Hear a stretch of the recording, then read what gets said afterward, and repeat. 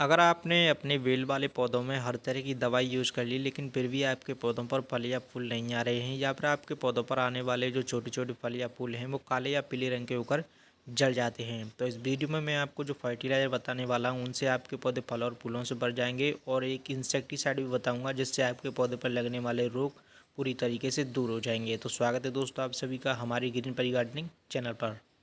बारिश का मौसम है और इस समय ज़मीन पर लगे हुए हमारे जो बेल वाले पौधे हैं उन पर आने वाले जो छोटे छोटे फल या फिर फूल हैं वो काले या पीले रंग के होकर गिर जाते हैं।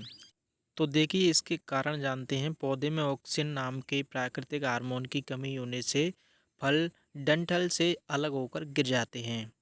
मिट्टी में बोरोन और कैल्शियम की कमी से फल कमज़ोर होकर समय से पहले टूट जाते हैं। इसके अलावा अगर फूलों का परागण ठीक से नहीं होता है तो फल का आकार सही नहीं बनता और वह छोटा ही झड़ जाता है। और कभी कभी अचानक बहुत तेज़ गर्मी पड़ना, तेज़ हवा चलना या रात और दिन के तापमान में बड़ा अंतर होना, ये भी कारण है इसका। और साथ ही मिट्टी का पूरी तरह सूख जाना या जड़ों में बहुत ज़्यादा पानी जमा रहना। अब चलिए मैं आपको बेल वाले पौधों के लिए कुछ ज़रूरी केयर टिप्स के बारे में बता देता हूँ। तो देखिए इन सभी बेलों को ज़मीन पर फैलाने के बजाय बांस, लकड़ी या रस्सी का मचान बनाकर ऊपर चढ़ाएं। हवा और धूप अच्छी मिलने से बीमारियाँ कम लगती हैं और फल सीधे साफ व सड़ने से बचते हैं। जब वो मुख्य बेल लगभग 5 से 6 फीट लंबी हो जाए तो उसके सबसे ऊपरी सिरे यानी कि टॉप के हिस्से को काट दें। इससे वनजीवी प्रूनिंग कहते हैं। और इसके बाद साइड से नई शाखाएं 2G और 3G निकलेंगी। बेल वाले पौधों में हमेशा साइड की शाखाओं पर ही सबसे ज़्यादा मादा फूल आते हैं जिनमें फल बनते हैं। इसी के साथ आपको अपने पौधों को किसी ऐसी जगह पर लगाना चाहिए जहाँ पर 6 से 7 घंटे की धूप अच्छी तरीके से पौधों को मिल जाए, क्योंकि पौधे अपने लिए भोजन बनाते हैं जिसे हम प्रकाश संश्लेषण की प्रक्रिया बोलते हैं और अच्छी तरीके से ग्रो करते हैं, फल फूल ज़्यादा आते हैं। अब चलिए मैं आपको उन फर्टिलाइज़र के बारे में बता देता हूँ जिनको मैंने आपको वीडियो के शुरू में बताया था। तो सबसे पहले हमने यहाँ पर एक प्लास्टिक के डब्बे में लगभग 1 लीटर के करीब पानी लिया हुआ है। और इसके बाद आप सामने इस चीज़ को देख रहे हैं। तो दोस्तों ये है फिटकरी जो कि मैंने हाथ में ली हुई है। और अब मैं आपको बता देता हूँ कि फिटकरी का यूज़ करने से आपके पौधों पर क्या होता है।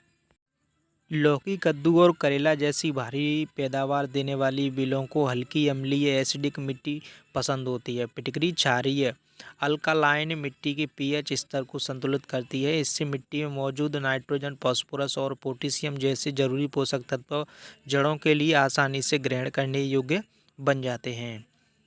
इन बेलों में अक्सर यह समस्या आती है कि छोटे फल जैसे छोटी लौकी या करेला पीले या काले होकर सड़ जाते हैं और फूल झड़ जाते हैं। फिटकरी का पानी जड़ों को मजबूती देता है जिससे फलों का असमय झड़ना तुरंत बंद हो जाता है।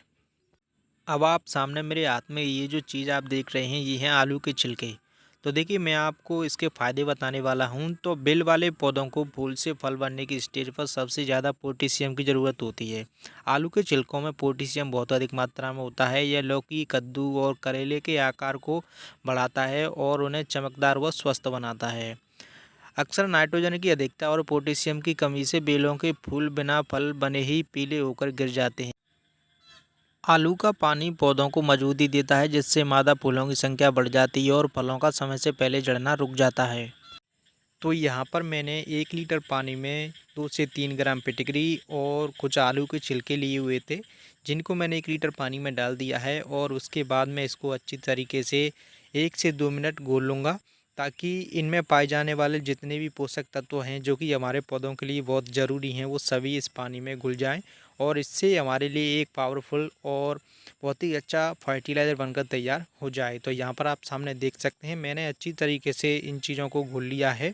और अब मैं इसको लगभग 2 से 3 घंटे के लिए ऐसे ही इसका ढक्कन लगा करके किसी छाया वाली जगह पर रख कर छोड़ दूँगा। उसके बाद हम इस चीज़ का यूज़ करेंगे। आपको इसको लगभग 2 से 3 घंटे अच्छी तरीके से किसी छाया वाली जगह पर रखना है। तो जैसा ही आप सामने देख रहे हैं मैंने इसका जो ढक्कन है वो लगा दिया है।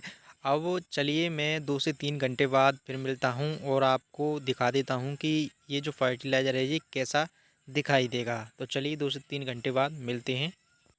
2 से 3 घंटे पूरे हो चुके हैं और उसके बाद मैं आपको ये जो फर्टिलाइज़र वो दिखा रहा हूँ। आप सामने देख सकते हैं, इसका जो कलर है वो हल्का सा चेंज हो गया है, वो वाइट कलर का हो गया है और मैंने इसका ढक्कन अब खोल दिया है, आप सामने देख सकते हैं। अब ये तैयार है अपने पौधे में यूज़ करने के लिए। यूज़ करने से पहले मैं इसके जो छिलके हैं उनको निकाल लेता हूँ। तो ये देखिए, आप सामने देख सकते हैं, मैंने इससे छिलकों को अलग कर दिया है। अब मैं इसको अपने पौधे की जो बेल है उसमें डाल दूंगा। आप इसे लौकी, कद्दू, करेला, तुरई जैसे बेल वाले पौधों में डाल सकते हैं। इसके अलावा आप इसको अन्य पौधों में भी यूज़ कर सकते हैं, आपको बहुत ही अच्छा रिजल्ट देखने को मिलेगा और आपके पौधे पर कोई साइड इफ़ेक्ट वगैरह भी नहीं होगा। बस आपको जितनी मात्रा में मैंने बताया है उतनी मात्रा में 1 लीटर पानी में इन चीज़ों का यूज़ करना है। अब चलिए चलते हैं अपने पौधे की जो बेल है उसके पास और इसको डाल देते हैं। तो ये आप सामने देख सकते हैं, ये हमारे जो तुरई के पौधे हैं उनकी 2 बेल हैं जिनमें मैं इस चीज़ का यूज़ कर रहा हूँ। आपको एक बात का ज़रूर ध्यान रखना है, जब भी आप अपने पौधे में फर्टिलाइज़र का यूज़ करें तो उससे पहले आप अपने पौधे की जो मिट्टी है उसकी गुड़ाई ज़रूर कर लें। गुड़ाई आपको 1 से 1.5 इंच की ही करनी है, ज़्यादा गहरी गुड़ाई ना करें, इससे आपके पौधे की जड़ कट सकती है और आपका पौधा सूख सकता है। यहाँ पर मैंने अपने पौधे की जड़ है उसके आसपास की जो मिट्टी थी उसकी अच्छी तरीके से 1 से 1.5 इंच गहरी गुड़ाई पहले ही कर ली थी और उसके बाद मैंने इसमें इस फर्टिलाइज़र को डाल दिया है।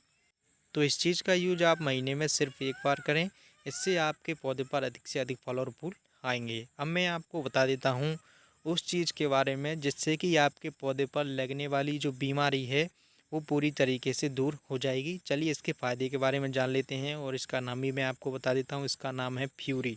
Fury insecticide. ये आपको मार्केट में खाद बीज वाली दुकान पर बहुत ही आसानी से मिल जाएगा।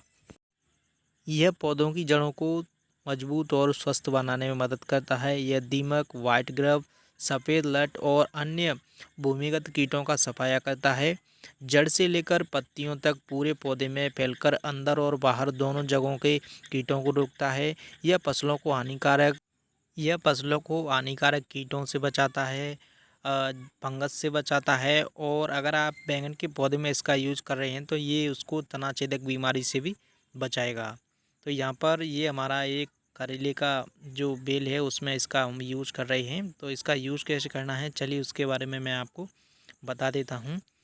अगर आपके बेल वाले पौधों के जो पत्ते हैं वो इस तरीके से नीचे ज़मीन पर लग गए हैं तो आप उनको पौधों से अलग कर दें, क्योंकि इससे पौधे पर बीमारी आने के ज़्यादा चांस बढ़ जाते हैं। तो यहाँ पर मैंने इनको निकाल दिया है। अब मैं आपको बता देता हूँ कि जो प्यूरी इंसेक्टिसाइड है उसको यूज़ कैसे करना है। तो यहाँ पर मैंने एक पौधे के लिए लगभग 1 ग्राम से भी कम जो दाने हैं वो लिए हुए हैं। तो इस तरीके से आपको एक पौधे के लिए लगभग 1 ग्राम ही लेना है, इससे ज़्यादा आपको यूज़ नहीं करना है। तो यहाँ पर मैंने इसको अपने पौधे की जो बेल है उसके चारों तरफ अच्छी तरीके से डाल दिया है और मैंने इसमें पानी भी दे दिया है। तो ये काम आपको ज़रूर करना है। अगर आपको ये वीडियो अच्छी लगी हो तो वीडियो को ज़्यादा से ज़्यादा लाइक और शेयर ज़रूर करें। हम आपसे फिर मिलते हैं अगली वीडियो में किसी नए टॉपिक के साथ। Thank you.